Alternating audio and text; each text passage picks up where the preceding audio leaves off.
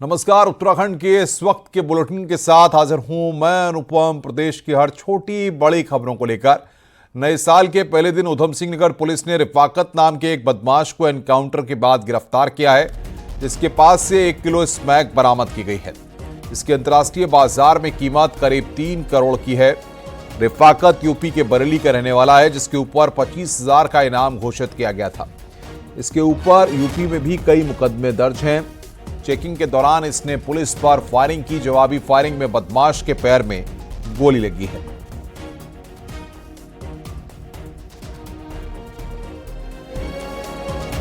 जिसमें कि रिफाकत नाम का एक वांछित अभियुक्त था पुलबट्टा थाना क्षेत्र का, जिस पर 25,000 रुपये का इनाम घोषित था। मुठभेड़ हुई और उसके पैर में गोली लगी। पुलिस के द्वारा इसकी तलाश बहुत दिनों से की जा रही थी। इसके पास से एक मोटरसाइकिल और लगभग 1 किलो स्मैक बरामद हुई, जिसकी अंतर्राष्ट्रीय बाजार में कीमत 3 करोड़ के लगभग है। निकाय चुनाव में मतदान से पहले ही कांग्रेस को रुड़की में तगड़ा झटका लगा है। वहीं नामांकन पर्चों की जांच में बुधवार को रुड़की की मंगलौर नगर पालिका से कांग्रेस प्रत्याशी चौधरी इस्लाम का नामांकन पत्र निरस्त कर दिया गया। इसके बाद कांग्रेस कार्यकर्ताओं में नाराजगी है और जमकर हंगामा किया गया। विधायक काजी निजामुद्दीन ने कहा कि यह लोकतंत्र की हत्या है। उन्होंने बीजेपी पर बदले की राजनीति का आरोप लगाया। उन्होंने चेतावनी दी कि इस लड़ाई में पीछे नहीं हटेंगे।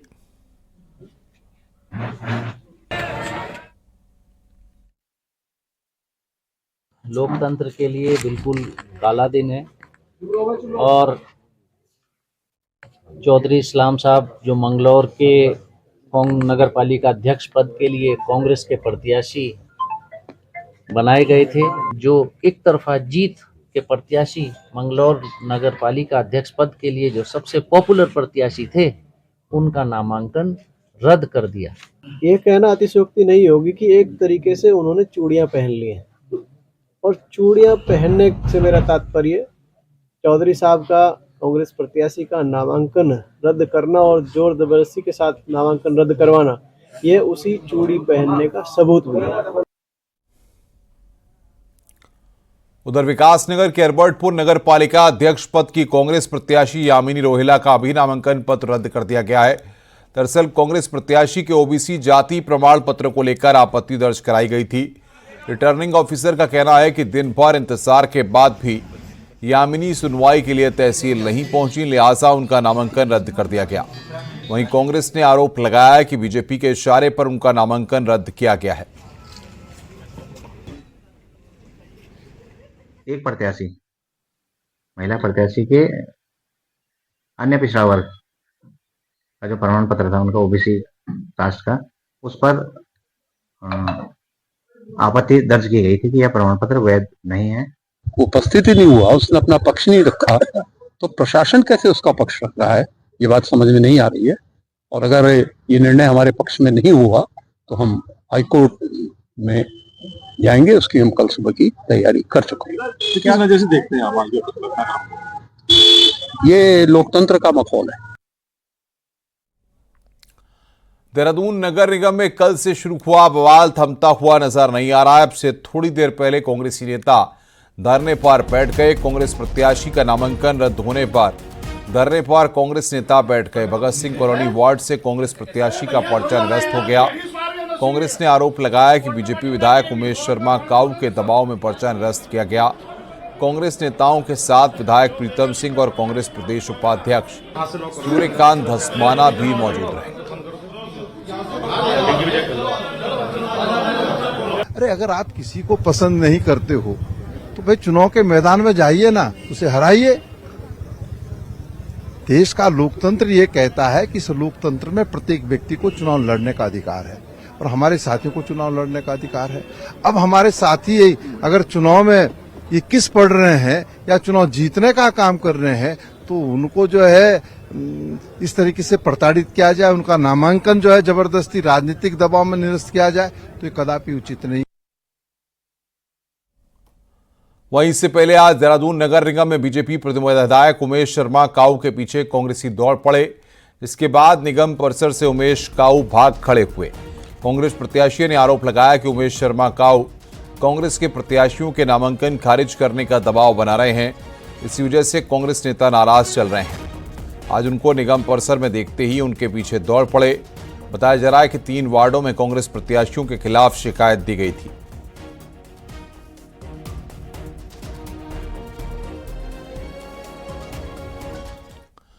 किच्चा विधानसभा के अंतर्गत नगला नगरपालिका की सीट पर राजनीतिक लड़ाई ने दूसरा ही रंग ले लिया है।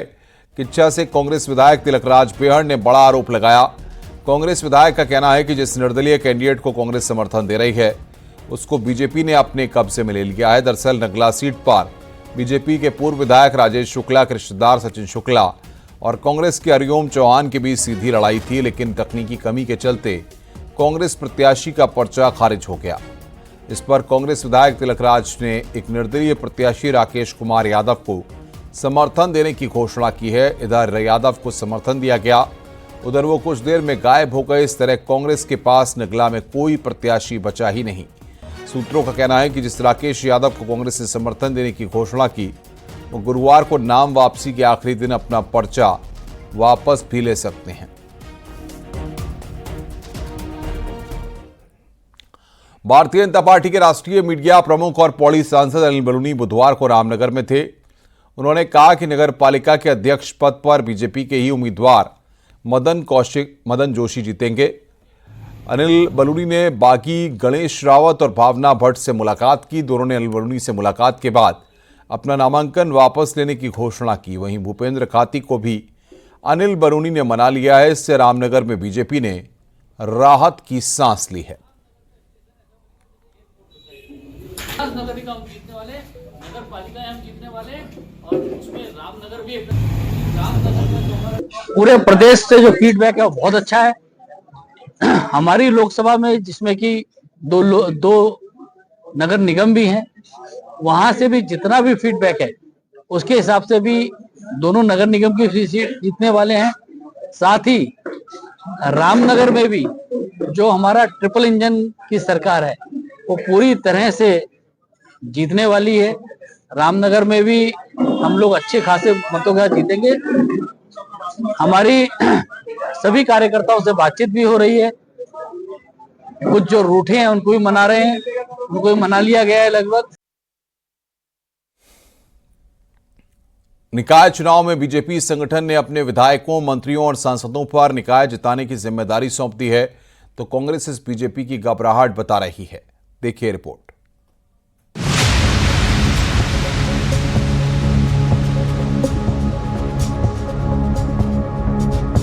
निकाय चुनाव के लिए बीजेपी ने एक नया फॉर्मूला सेट किया है, जिसमें 47 विधायक विधायकी का चुनाव हार चुके 23 विधायक प्रत्याशी, 8 सांसद और 2 पूर्व मुख्यमंत्री को नई जिम्मेदारी दी है। इन सभी पर नगर पंचायत से लेकर नगर निगम में भगवा लहराने का काम सौंपा गया है। पार्टी ने विधायकों, मंत्रियों को हर हाल में अपने अपने निकाय जीत कर लाने का टारगेट दे दिया है। इसमें सांसदों की भी जिम्मेदारी तय की गई है। 4 विधायक प्रीतम पवार, रेखा आर्य, मोहन सिंह मेहरा और महेश जीना की विधानसभा में कोई निकाय नहीं है। पार्टी ने नजदीकी विधानसभा के निकाय में इनकी भी तैनाती कर दी है। हमने अपने सभी विधायकों को अपने अपने क्षेत्र में चुनाव में लगने के लिए जो है निर्देशित किया है। 4 माननीय विधायक हमारे ऐसे हैं जिनके क्षेत्र में कोई भी नगर निकाय नहीं है और माननीय सांसदगण भी हैं। उनसे भी हमने यही अनुरोध किया है कि अपने अपने उनके लोकसभा क्षेत्र के भीतर जो निकाय पड़ते हैं उनमें वो चुनाव की व्यवस्थाओं में लगे। विधायक की जिम्मेदारी को जो जिस तरह से पार्टी ने जो सौंपी है उसको लेकर के विधायकों को अपने कर्तव्य को समझना चाहिए। विधायक है या कोई सांसद है या कोई मंत्री है, मुख्यमंत्री है, वो संगठन की वजह से है और संगठन का कार्य सर्वोपरि है। बीजेपी के इस प्लान से कांग्रेस में बेचैनी है। कांग्रेस का कहना है कि बीजेपी कार्यकाल में निकायों में कुछ काम नहीं हुए हैं। हार के डर से बीजेपी ने अब मंत्री और विधायक चुनाव में लगा दिए हैं। निश्चित तौर पर भारतीय जनता पार्टी जानती है कि निकायों में विकास के कोई भी काम नहीं हुए हैं। आप ड्रेनेज का सिस्टम देख लीजिए, साफ सफाई की व्यवस्था देख लीजिए, स्ट्रीट लाइटें देखिए, नालियां देखिए, पार्कों की स्थिति देखिए, सब चरमराई हुई है। जनता का आक्रोश और इसी से भयभीत होकर के बार बार चुनाव टालने का काम कर रही थी। और अब देखिए कि सभी अपने मंत्रियों को, सांसदों को, विधायकों को भाजपा ने चुनाव में लगा दिया है, तो ये हार का भय है। बहरहाल चुनाव भले ही निकाय के हों, लेकिन परीक्षा बीजेपी के विधायकों को देनी है। परीक्षा इसलिए भी कि इससे विधायकों के कामकाज का परफॉर्मेंस भी तय होती है। नतीजा पक्ष में रहा तो इसे पॉजिटिव परफॉर्मेंस माना जाएगा और यदि परिणाम अनुकूल नहीं रहा तो विधायकी के रिपोर्ट कार्ड पर संगठन की कलम भी चल सकती है। न्यूज़ 18 के लिए देहरादून से सुनील नौप्रभात की रिपोर्ट। हल्द्वानी में भारतीय जनता पार्टी ने इस बार नए प्रत्याशी गजराज सिंह बिष्ट को चुनाव मैदान में उतारा है, लेकिन कांग्रेस इसी बात को लेकर बीजेपी को घेर रही है कि सिटिंग मेयर का टिकट क्यों काटा गया। देखिए रिपोर्ट।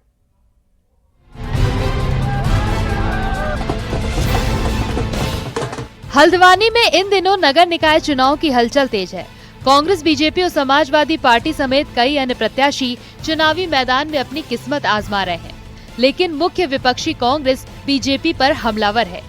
कांग्रेस सवाल पूछ रही है कि आखिर बीजेपी ने अपने सिटिंग मेयर का टिकट क्यों काटा और बीजेपी के इस कदम को कांग्रेस के लिए जीत का संकेत मान रही है।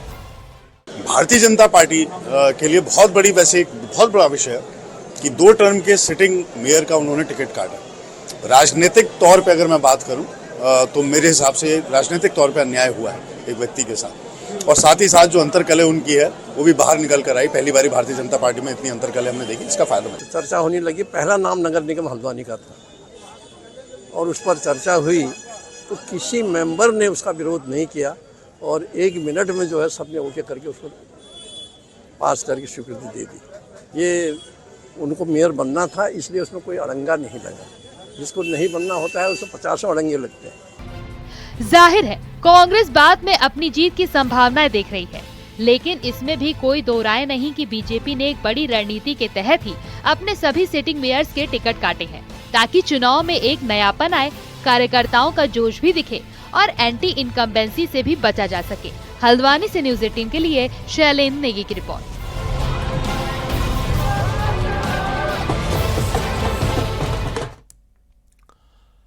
नैनीताल में पर्यटकों को खुलेआम हुक्का सुलगाना महंगा पड़ गया। नए साल के पहले दिन पर्यटक मौज मस्ती करने आए तो भीड़ भाड़ वाले इलाकों में हुक्के पर रील बनाने लगे। इसके बाद ये सभी फ्लैट्स मैदान में पहुंचे तो लोगों ने इनका विरोध किया और पुलिस को जानकारी दी। मौके पर पुलिस पहुंची तो 2 लोगों को हुक्के के साथ पकड़ लिया गया, जबकि 5 भाग निकले। बाद में इनको बैंड स्टैंड के पास पकड़ लिया गया तो ये सभी पुलिस से ही उलझने लगे और मारने का आरोप लगाने लगे। हालांकि पुलिस ने सभी को पहले हिरासत में लिया, फिर चालान काटकर हिदायत देकर छोड़ दिया गया।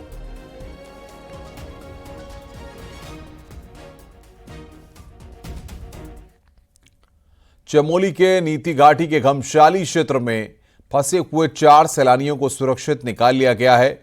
भारी बर्फबारी के बाद सड़क मार्ग बाधित होने की वजह से सभी लोग घाटी में फंसे हुए थे। 27 फरवरी को ये घाटी में घूमने के लिए गए थे। आईटीबीपी की टीम ने पैदल रास्ते से इन्हें सुरक्षित स्थान पर निकाल दिया गया और ऋषिकेश के लिए भेज दिया है। प्रशासन ने सभी सकुशल 4 पर्यटकों को ऋषिकेश भेज दिया है, जबकि अभी तक वहां भारी बर्फबारी की वजह से घाटी में ही फंसा हुआ है।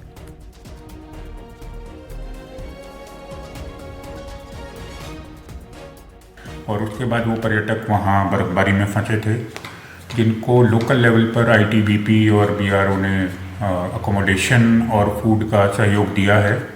और चूँकि बर्फ़ बहुत ज़्यादा पड़ी थी तो रास्ता खोलने में समय लग रहा था।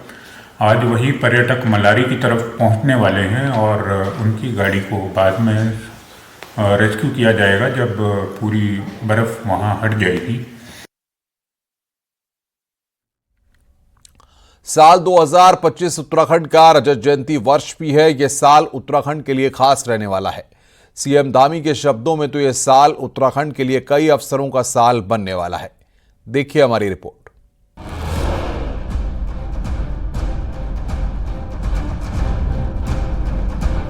साल 2024 उत्तराखंड के लिए कई मायनों में खास रहा, लेकिन अब 2025 उत्तराखंड का रजत जयंती वर्ष है, जिस पर सरकार ने कुछ खास गोल फिक्स किए हैं। इस साल उत्तराखंड को कई सौगातें मिलने जा रही हैं। इस साल पहली बार उत्तराखंड राष्ट्रीय खेलों की मेजबानी करने जा रहा है। इस साल राज्य में यूनिफॉर्म सिविल कोड लागू होगा। उम्मीद है इसी महीने लागू हो जाएगा। इस साल बजट सत्र में उत्तराखंड ठोस भू कानून का मसौदा लाने जा रहा है। इस साल मई तक दिल्ली देहरादून इकोनॉमिक कॉरिडोर भी चालू हो जाएगा। इससे राष्ट्रीय राजधानी से देहरादून का सफर 2.5 से 3 घंटे में सिमट कर रह जाएगा। 2024 हमारे लिए बहुत उपलब्धि भरा साल था और 2025 हमारे लिए बहुत ही अवसर का साल है। एक तो सबसे पहले राज्य के अंदर 2025 में राष्ट्रीय खेल हो रहे हैं, उसकी मेजबानी उत्तराखंड राज्य को मिली है, देवभूमि के लोगों को मिली है और साथ ही साथ हम 25वें साल में प्रवेश कर रहे हैं। ये रजतोत्सव हमारा ये भी उपलब्धियों भरा रहेगा और नए कीर्तिमान स्थापित करेगा, क्योंकि उत्तराखंड 25 साल का हो गया है। हर क्षेत्र में हमको नई उपलब्धियां प्राप्त करनी है। यही नहीं, इस साल चारधाम यात्रा प्राधिकरण भी शुरू हो जाएगा, जिससे चारधाम यात्रा व्यवस्थाओं में सुधार नजर आएगा। इस साल केदारनाथ, हेमकुंड साहिब और यमुनोत्री धाम के लिए रोपवे पर भी काम शुरू होने वाला है। रोपवे के निर्माण से धामों की तस्वीर बदल जाएगी। 2025 उत्तराखंड राज्य का रजत जयंती वर्ष भी है और यह वर्ष उत्तराखंड राज्य के लिए बहुत ही महत्वपूर्ण और आशाओं भरा वर्ष होगा, जहां इस वर्ष में यूसीसी और भू कानून जैसे ऐतिहासिक कानून राज्य में लागू होंगे। वहीं विकास की दृष्टि से अनेकों महत्वाकांक्षी योजनाएं धरातल पर उतरेंगी। सीएम धामी भी कह चुके हैं कि रजत जयंती वर्ष में हमें नए कीर्तिमान स्थापित करने हैं, जिसकी शुरुआत भी जनवरी से हो जाएगी। जनवरी में जहां राष्ट्रीय खेलों की शुरुआत होगी, तो इसी महीने यूनिफॉर्म सिविल कोड जैसे ऐतिहासिक उपलब्धि भी उत्तराखंड के नाम जुड़ जाएगी। न्यूज़ 18 के लिए देहरादून से सुनील नवप्रभात की रिपोर्ट।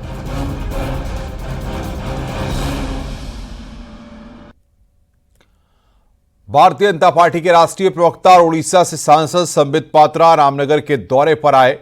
इस दौरान संबित पात्रा ने कहा कि देश और प्रदेश में तो डबल इंजन की सरकार चल रही है, लेकिन रामनगर में ट्रिपल इंजन की सरकार बनने वाली है। नगर पालिका अध्यक्ष बीजेपी का होगा, जिससे यहां का विकास होगा। अजय अग्रवाल, और मुझे इसमें कोई संशय नहीं है, उत्तराखंड में डबल इंजन की सरकार है और मुझे इसमें कोई संशय नहीं है कि अब ट्रिपल इंजन की भी सरकार बनने जा रही है। रामनगर के नगर पालिका परिषद के चेयरमैन के लिए खड़े मेरे भाई मदन जोशी जी जरूर चेयरमैन होंगे। और राष्ट्रीय खेलों की मशाल पिथौरागढ़ पहुंच गई है। इस मौके पर स्पोर्ट्स स्टेडियम में रैली का आयोजन किया गया। रैली में अधिकारियों के साथ ही खिलाड़ियों ने भी भाग लिया। मशाल को जिले के विभिन्न इलाकों में ले जाया जाएगा और लोगों को खेल के प्रति जागरूक किया जाएगा। पिथौरागढ़ प्रशासन ने मशाल रैली को चीन और नेपाल बॉर्डर के करीब गुंजी तक ले जाने का प्लान बनाया है, जहां सुरक्षा बल भी रैली में मौजूद रहेंगे। जनपद में विभिन्न क्षेत्रों में इसको लेकर के जा रहे हैं। सबसे मुख्य कार्यक्रम इसका, हम लोग इसको अपने भारत की जो सीमा है, सीमावर्ती गांव है, सीमा तक गुंजी तक लेके जा रहे हैं। यहाँ पर आईटीबीपी, आर्मी, एसएसबी और अन्य जो क्षेत्रीय ग्रामीणों के द्वारा इसका स्वागत किया जाएगा।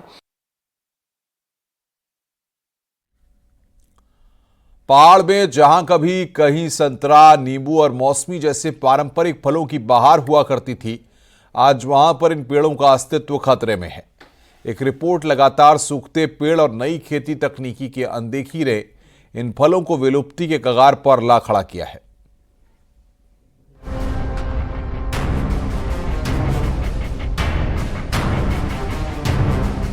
बागेश्वर के फलदार पेड़ जो कभी यहाँ की संस्कृति और अर्थव्यवस्था की पहचान हुआ करते थे, अब दम तोड़ रहे हैं। किसानों का कहना है कि उद्यान विभाग की नीतियां पारंपरिक फलों की अनदेखी का सबसे बड़ा कारण है। पारंपरिक फलों के विलुप्त होने से न केवल किसानों की आय प्रभावित हो रही है, बल्कि यह बागेश्वर की पारंपरिक खेती और पहचान पर भी असर डाल रहा है। यहाँ के पारंपरिक फल थे, खासकर जो संतरा, नींबू और माल्टा थे, उनके उत्पादन में दिनों दिन कमी आती जा रही है। मगर जो पारंपरिक फल है वो बिल्कुल यानी कम होते जा रहे हैं। इस ओर सरकार को भी ध्यान देने की आवश्यकता है। चांद नारिंग बहुत लगते थे यहाँ, अब तो पेड़ भी लगा हुए तो बिल्कुल सूख जा रहे हैं। वो अब कोई मेहनत नहीं कर रहा, कोई देख ही नहीं रहा है उनको। अब क्या करें, मोल लेके खाना है, 50-60 रुपया केजी कर रहे हैं। गरीब आदमी कहाँ से खाते हैं। उद्यान विभाग ने हाल के सालों में कीवी, स्ट्रॉबेरी और सेब जैसे बाहरी फलों पर ध्यान केंद्रित किया है।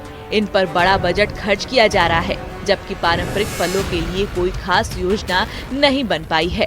हालांकि विभाग इसका दोष ग्लोबल वार्मिंग पर मढ़ रहा है।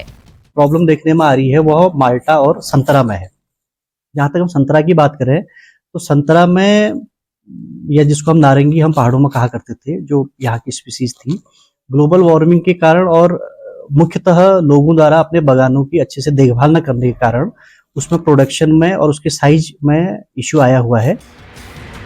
पारंपरिक फलों की इस दुर्दशा ने बागेश्वर के किसानों को दुविधा में डाल दिया है। क्या आधुनिक फसलों पर फोकस करना सही है या पारंपरिक खेती के लिए भी ठोस कदम उठाने की जरूरत है? यह सवाल सरकार और उद्यान विभाग के सामने है। उम्मीद है कि समय रहते इसका समाधान भी निकलेगा। न्यूज़ 18 के लिए बागेश्वर से सुष्मिता थापा की रिपोर्ट।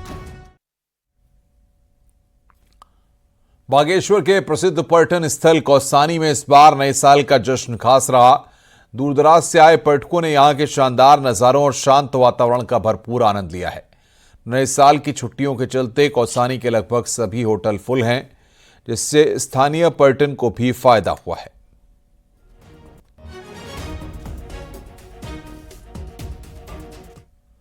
नए साल के पहले दिन उत्तरकाशी के दयारा में बड़ी संख्या में पर्यटक पहुंचे।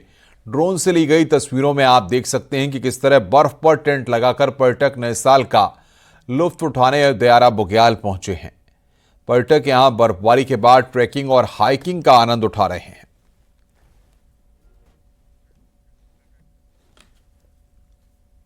उत्तरकाशी के हर्षिल और थराली में नए साल के पहले दिन जश्न मनाने के लिए बड़ी संख्या में पर्यटक पहुंचे और नए साल का जश्न मनाया। हर्षिल और थराली में एक दिन पहले ही भारी बर्फबारी हुई थी और बर्फ के बीच लोगों ने नए साल को एंजॉय किया। पर्यटक इस खूबसूरत वादियों में बड़े खुश नजर आए। बड़ी संख्या में पर्यटकों को देखकर प्रशासन भी काफी उत्साहित नजर आया।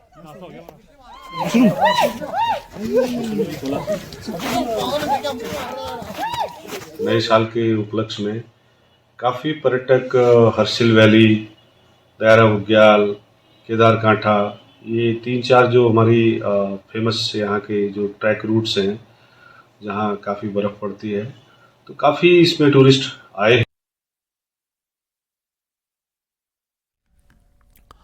नए साल पर मशहूर पर्यटक स्थल चक्राता में भी भारी संख्या में सैलानी पहुंचे हैं। 6000 से ज्यादा सैलानी इस वक्त चक्राता की शांत वादियों में मजा ले रहे हैं। सैलानी बर्फबारी का भी जमकर लुत्फ उठा रहे हैं। बर्फबारी में सैलानी नाचते गाते नजर आ रहे हैं।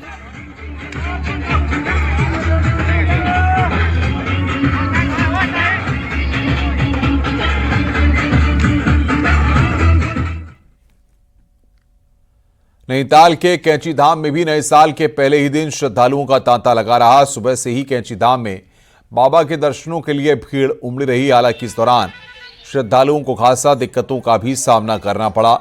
नए साल के पहले ही दिन नैनीताल पुलिस के शटल सेवा की पोल भी खुल गई।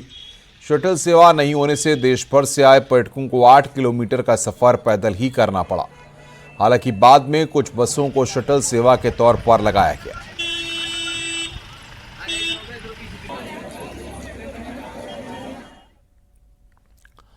नए साल के मौके पर कोटद्वार के प्रसिद्ध सिद्धबली मंदिर में भी श्रद्धालुओं का तांता लगा रहा। साल के पहले दिन भगवान के दर्शन कर आशीर्वाद लेने दूर दूर से श्रद्धालु मंदिर पहुंचे। इस दौरान भारी भीड़ को देखते हुए पुलिस और मंदिर प्रशासन की ओर से व्यवस्था की गई थी।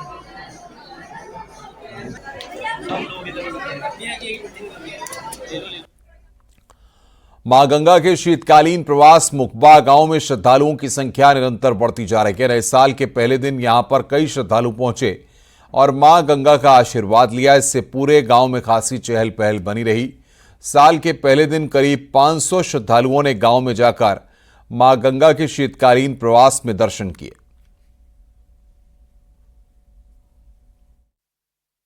बधाई नव वर्ष की, और मां गंगा से प्रार्थना करते हैं कि सभी स्वस्थ रहें, आरोग्य रहें, प्रसन्न रहें। और आज जो है जनवरी का पहला दिन है और यहाँ पर जो है काफी पर्यटक आए हैं, काफी यात्री आए हुए हैं।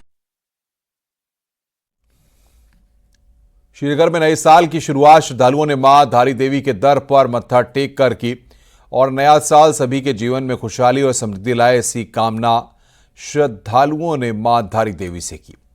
दिल्ली समेत कई अन्य शहरों से आए श्रद्धालुओं के साथ स्थानीय श्रद्धालु भी मंदिर में पहुंचे और मां के आशीर्वाद से नए साल की शुरुआत की।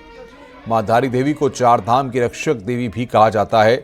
श्रद्धालुओं का कहना है कि मां के प्रति भक्तों की सच्ची आस्था उन्हें मां के दरबार पर लाती है।